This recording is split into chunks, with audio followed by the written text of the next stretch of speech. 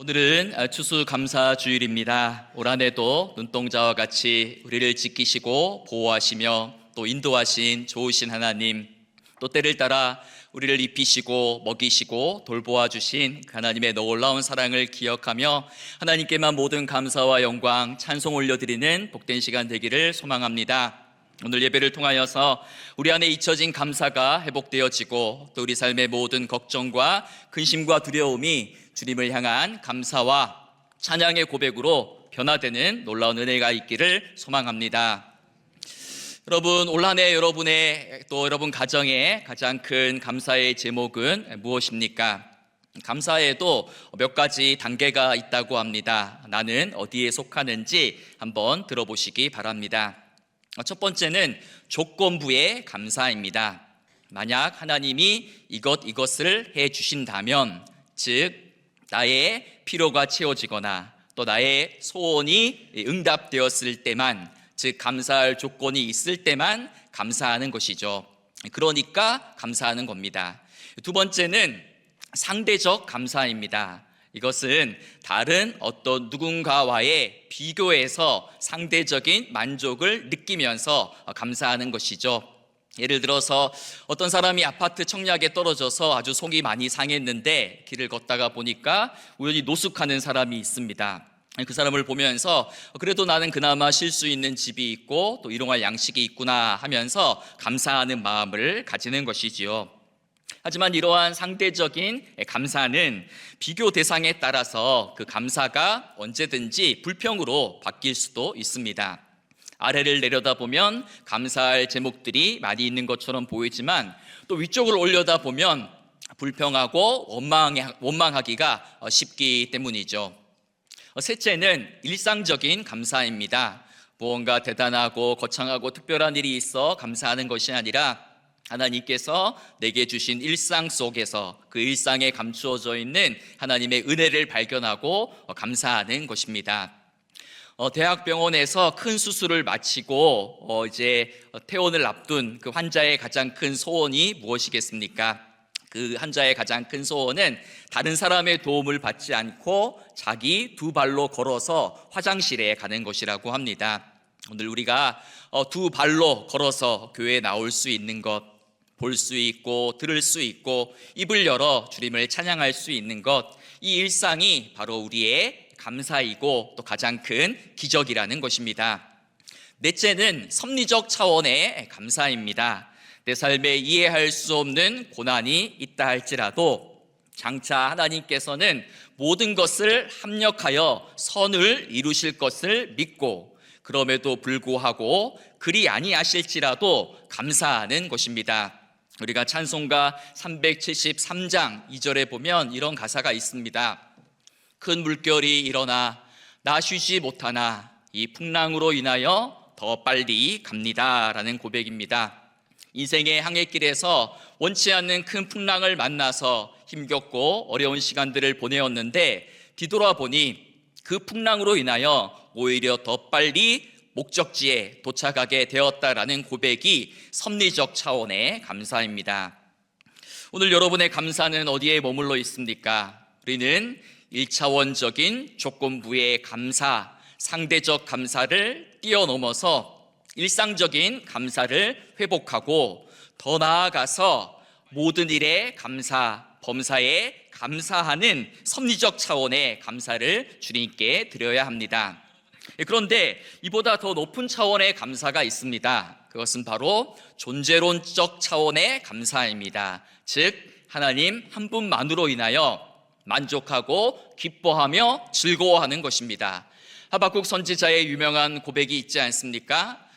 비록 무화과 나무가 무성하지 못하며 포도나무에 열매가 없으며 감람나무에 소출이 없으며 밭에 먹을 것이 없으며 우리의 양이 없으며 외양간에 소가 없을지라도 나는 여호와로 말미암아 즐거워하며 나의 구원의 하나님으로 말미암아 기뻐하리로다 라고 고백하는 것입니다. 없고 다 없는데 딱 한 가지가 있습니다.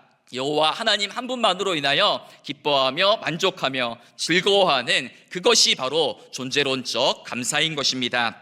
우리 인생의 가장 큰 감사의 제목이 무엇이겠습니까? 그것은 나 같은 죄인이 구원받아서 감히 하나님을 찬양하고 예배할 수 있는 이 자리에 나올 수 있는 것, 이것이 가장 큰 감사이고 가장 놀라운 기적인 것입니다. 바라기는 오늘 우리 안에 이 놀라운 구원에 대한 감사, 복음에 대한 감격이 다시 회복되기를 소망합니다. 누군가가 이제 감사의 차원을 이런 말로 이렇게 이야기한 적이 있습니다. 그러니까 감사, 그럼에도 감사, 그럴수록 감사, 그것까지 감사, 그분으로 감사. 오늘 여러분의 감사는 어디에 머물러 있습니까? 그러니까 감사하고 계십니까? 그럼에도 감사하고 계십니까? 그것까지도 감사하고 계십니까? 그분으로 인하여 감사하고 계십니까? 오늘 우리가 읽은 본문에는 그분으로 인하여 감사했던 한 사람의 이야기가 나옵니다. 오늘 본문은 소아시아 7교회 중 세 번째 교회인 버가모 교회를 향한 주님의 편지입니다. 좌우의 날성검을 가진 그리스도께서는 이 버가모 교회를 향하여 칭찬과 책망의 말씀을 동시에 하시는데, 먼저 이 버가모가 어떤 지역인지에 관하여 설명하고 계십니다. 13절 말씀을 보시면 내가 어디에 사는지를 내가 아노니 거기는 사탄의 권자가 있는 데라라고 말씀합니다. 여기서 사탄의 권자라는 말의 뜻은 사탄이 마치 왕처럼 영향력과 통치력을 행사하는 도시, 쉽게 말해 우상 숭배와 로마 황제 숭배의 중심지가 바로 버가모였다라는 것입니다. 지금도 튀르키예에 있는 버가모에 가면 수많은 우상의 신전의 터를 발견할 수 있습니다.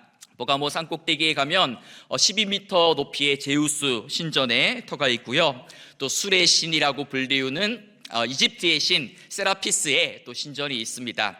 또 술의 신이라고 불리우는 디오니소스의 신전터도 있습니다. 그리고 또 치유의 신이라고 불리우는 아스클레피우스의 신전터도 남아 있습니다. 이 아스클레피우스는 뱀이 휘감겨 있는 이 지팡이를 들고 있는 치료의 신, 의술의 신인데요. 그의 이름을 딴 이 아스클레온 피온이라는 이 병원이 고대 사회에 굉장히 유명했다고 합니다. 세계 최초로 어떤 심리치료, 음악치료, 정신치료를 했던 그런 병원이어서 로마의 황제도 이곳을 방문했다라는 그러한 기록이 남아 있습니다. 또한 버가모는 이 로마 황제 숭배의 중심지였습니다. 그래서 로마의 제1대 황제였던 아우구스투스에게 봉헌하는 신전을 최초로 건축한 도시가 바로 이 버가모입니다. 그래서 지금도 버가모에 가보면 로마 황제였던 트라이안 황제를 기념하는, 그에게 봉헌하고 바치는 신전터가 저렇게 웅장한 형태로 여전히 남아 있습니다. 그리고 주 313년 이제 기독교 공인 이후에 버가모 교회는 세라피스 신전의 터 위에 세워지게 됩니다. 그래서 지금 현재는 한쪽은 이슬람 사원으로 사용이 되고 다른 한쪽 아주 작은 일부분만 예배당의 흔적이 남아 있습니다. 이처럼 버가모는 우상 숭배와 황제 숭배의 중심지로 그곳에서 신앙생활을 하는 그리스도인들은 많은 신앙의 핍박과 박해를 받았을 것입니다. 그런데 그러한 많은 신앙의 핍박과 박해 속에서도 그곳에는 끝까지 주님의 이름을 붙잡고 믿음을 저버리지 않는 성도들이 있었습니다. 13절 후반절을 보시면 내가 내 이름을 굳게 잡아서 내 충성된 증인 안디바가 너희 가운데 곧 사탄이 사는 곳에서 죽임을 당할 때에도 나를 믿는 믿음을 저버리지 아니하였도다 라고 말씀합니다. 전승에 따르면 이 안디바는 버가모 교회의 이제 감독으로 로마 황제 숭배를 거부하고 끝까지 믿음을 지키다가 불에 달구어진 황소 모양의 노새 안에 들어가서 순교를 당했다고 합니다. 사진에서 보는 것처럼 노새로 만든 황소 모형에다가 놓고 그 아래에서 뜨겁게 불을 지펴 뜨거운 열기 속에서 타서 죽었던 것입니다. 여러분, 왜 안디바는 황제 숭배를 거부하고 순교의 자리를 선택했겠습니까? 무엇이 그로 하여금 그러한 선택과 결단을 하도록 만들었겠습니까? 바로 존재론적 감사가 있었기 때문입니다. 나 같은 죄인 살리신 하나님의 놀라운 은혜에 대한 감사, 복음에 대한 감격이 있었기 때문에 그는 끝까지 믿음을 지키고 죽음의 자리에까지 나아갈 수 있었던 것입니다. 주께서 나에게 베풀어 주신 그 수많은 은혜를 내가 무엇으로 갚으리요? 하나님은 한 번도 나를 모른다 하신 적이 없는데 내가 어찌 하나님을 모른다 말하며 하나님을 부인할 수 있단 말입니까? 라는 이러한 감사의 고백이 있었기에 안디바는 끝까지 믿음을 지킬 수 있었던 것입니다. 가을의 시인, 또 눈물의 시인이라고 불리우는 김현승 시인의 감사하는 마음이라는 시가 있습니다. 이 시의 마지막 대목은 다음과 같습니다. 감사하는 마음, 그것은 곧 아는 마음이다. 내가 누구인가를, 그리고 주인이 누구인가를 깊이 아는 마음이다. 여러분, 누가 감사할 수 있겠습니까? 내가 누구인지를 바로 알고 또 내 인생의 참된 주인이 누구인지를 바로 알고 깨닫고 인식한 사람만이 감사를 드릴 수 있는 것입니다. 내가 얼마나 큰 죄인이었는지, 그리고 얼마나 큰 하나님의 놀라운 은혜를 받아 하나님의 사랑받는 자녀가 되었는지, 예수 그리스도 십자가 사랑의 그 너비와 깊이와 높이를 깨닫는 만큼 우리는 감사할 수 있습니다. 그리고 이 구원의 감격과 감사가 내 삶의 참된 주인을 향한 사랑의 고백과 헌신이 충성이라는 형태로 드러나고 나타나는 것입니다. 예수님은 안디바를 향하여 나의 충성된 증인이다 라고 칭찬하셨습니다. 안디바는 오직 예수님만을 왕으로 삼고 자신이 보고 듣고 경험한 그 예수 그리스도의 십자가와 부활 사건을 증언하고 전하는데 목숨을 걸고 순교했습니다. 증인이라는 말은 어원상 순교자라는 단어와 똑같습니다. 오늘 우리는 예수 그리스도의 충성된 증인으로 살아가고 있습니까? 순교자적인 신앙을 가지고 믿음을 지켜나가고 있습니까? 여러분, 안디바가 그 노쇠로 만든 황소에 갇혀서 이제 고통스럽게 죽어갈 때에 그는 과연 무엇을 했겠습니까? 노쇠 아래에 불을 뜨겁게 지피우면 마치 소의 울부짖음처럼 그 노쇠에서 우웅 하는 소리가 들리는데 그 소리가 죄수들을 극한의 공포와 두려움 속으로 몰아넣었다라고 합니다.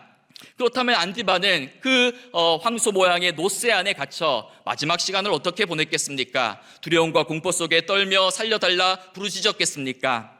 아마도 이런 찬송을 부르지 않았을까요? 나 같은 죄인 살리신 주 은혜 놀라워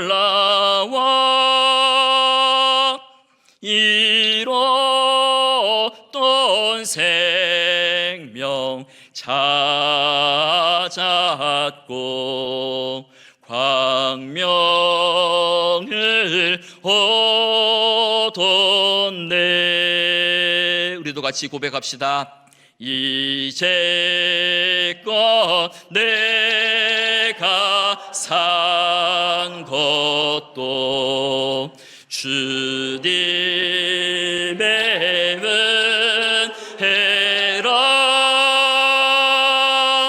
또 나를 장차 본향에 인도해 주시리.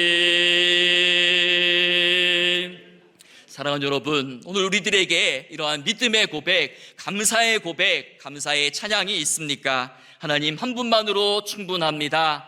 예수 그리스도, 어린 양 예수 그리스도, 내 평생 그 한 분이면 충분합니다. 가진 것도 없고 건강도 그리 좋지 않고 누구 하나 내 마음을 알아주는 사람도 없고 무엇 하나 내 뜻대로 되는 일들도 없고 내 주변의 모든 상황들이 답답하고 낙심되는 일밖에 없지만 그럼에도 불구하고 우리는 하나님 한 분만으로 인하여 감사할 수 있어야 됩니다. 하나님 한 분만으로 충분합니다. 나의 가장 큰 감사의 제목은 바로 하나님 당신입니다. 나의 가장 큰 기쁨과 소망은 바로 주님이십니다. 주밖에는 나에게 복이 없습니다. 라는 그러한 감사의 고백이 저와 여러분의 입술에 더욱더 풍성이 넘쳐나기를 소망합니다.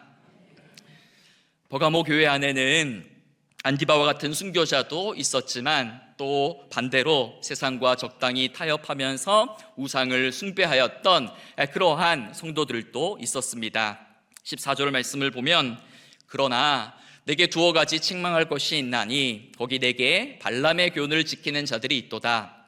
발람이 발락을 가르쳐 이스라엘 자손 앞에 걸림돌을 놓아 우상의 제물을 먹게 하였고 또 행음하게 하였느니라 라는 말씀으로 예수님은 책망하셨습니다. 구약성경 민수기에 보면 거짓 선지자 발람의 이야기가 나옵니다. 그는 모압 왕이었던 발락의 사주를 받아서 이스라엘 백성들이 모압 여인들과 함께 행음하도록 하고 우상 숭배를 하고 우상의 제물을 먹도록 만드는, 그것을 유혹하는 거짓 선지자가 바로 발람이었습니다. 그리고 또 15절에 보면 이렇게 주님이 또 책망하시죠. 이와 같이 내게도 니골라 당의 교훈을 지키는 자들이 있도다라고 책망하셨습니다. 이 니골라 당이라는 것은 이 영지주의 이단의 한 부류로 영혼만 구원받으면 됐고 이제는 이후에는 육체로는 어떠한 죄를 지어도 죄를 회개하지 않아도 무조건 구원받는다라고 주장하는 그러한 이단의 한 부류였습니다. 이처럼 발람의 교훈과 니골라 당의 교훈을 따르는 자들은 한마디로 신앙의 순결함, 신앙의 정절을 잃어버리고 세상과 적당히 타협하면서 우상 숭배의 유혹에 빠졌던 자들입니다. 어떻게 보면 이들은 굉장히 현실적인, 또 굉장히 똑똑한 현실주의자들이었습니다. 우상숭배와 황제숭배로 가득한 이 도시 한복판에서 정치적인 핍박을 받지 않으려고, 사회적으로 고립되지 않으려고, 경제적인 손해를 입지 않으려고 세상과 적당히 타협하면서 하나님도 섬기고 이방의 신전에도 출입하고 우상의 제물을 먹었던 것입니다. 이들은 하나님 한 분만으로 충분하지 않았습니다. 감사의 측면에서 본다면 이들은 조건부적인 감사를 드렸던 자들입니다. 자신의 필요가 채워질 때만 하나님을 찾고 그렇지 않으면 다른 신의 도움을 찾아 나섰던 것입니다. 종교적인 영역에서는 하나님을 잘 믿고 예배하며 섬겼지만 현실적인 자리, 일상적인 삶의 자리에서는 우상을 섬겼던 자들입니다. 여러분, 혹시 오늘 우리 안에도 이러한 이중성이 있지는 않는지 돌아보며 회개해야 합니다. 오늘 주님께서는 16절을 통하여 그러므로 회개하라 말씀하셨습니다. 하나님 한 분만으로 만족하지 못한다면 우리 역시 지금 회개해야 합니다.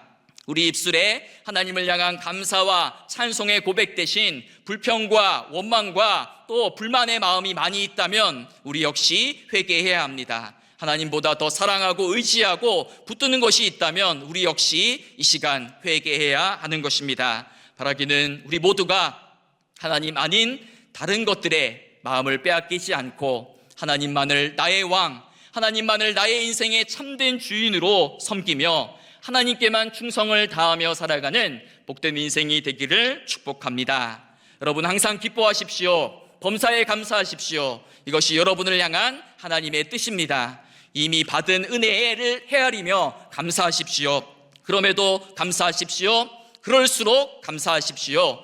그것까지도 감사하십시오. 그리고 무엇보다도 그분으로 인하여, 하나님 한 분으로 인하여 감사하시기 바랍니다. 주님 한 분이면 충분합니다. 어린 양 예수 그리스도 내 평생 그 하나로 충분합니다. 주님만이 나의 참된 복이시며 주님만이 나의 가장 큰 기도의 제목이고 감사의 제목이고 주님을 만난 것이 내 인생의 가장 큰 복이며 기적입니다. 고백하며 살아가는 우리 모두가 되기를 소망합니다. 그래서 세상의 헛된 신을 섬기지 않고 세상의 우상에게 절하지 아니하고 오직 하나님께만 우리의 모든 사랑과 충성을 바치며 하나님 보시기에, 하나님께서 우리를 보실 때에 내 사랑하는 내 충성된 증인 아무개다라고 말씀하실 때에 그 하나님의 칭찬 속에 저와 여러분의 이름이, 그리고 우리 모든 자녀손들의 이름이 불려지게 되기를 간절히 소망하며 축복합니다. 기도하겠습니다. 하나님 감사합니다. 하나님 감사합니다. 진실로 모든 것이 감사입니다. 응답하신 기도에도 감사, 거절하신 기도에도 감사, 고통 중에도 감사, 질병 중에도 감사, 외로운 가을날에도 감사, 그리 아니하실지라도 감사, 그것까지 감사, 그럴수록 감사, 모든 것 위에 감사, 오직 주님으로 인해 감사하며 일평생 감사가 끊이지 않는 감사의 사람으로 살게 하여 주옵소서. 예수님의 이름으로 기도드립니다. 아멘.